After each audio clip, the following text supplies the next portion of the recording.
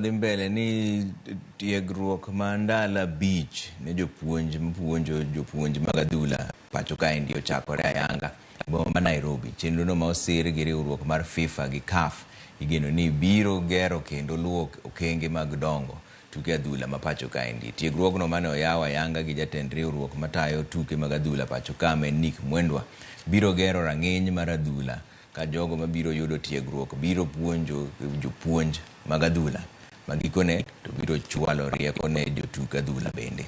Chenro no ma bende oyuorie gi Mohamed Basir ma en achiel kuom jakanyo mowuok e riwruok mar FIFA en ranyisi ni rang'iny mar adhula dhi malo pacho kae ndie ka thoth jopuonj mag adhula biro yudo rieko man malo be.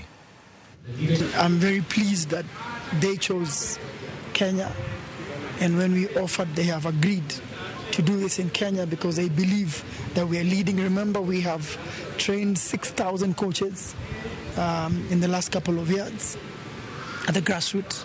Remember that we are the only country that has been having its own instructors that are approved by CAF and FIFA. I think to change players, of course, we can deal with the coaches. But if you go one level above in the equation, a lot of us overlook the importance of the coach educator. So if you can develop one good coach educator, the impact on 24, 30, 400, 500 coaches is there.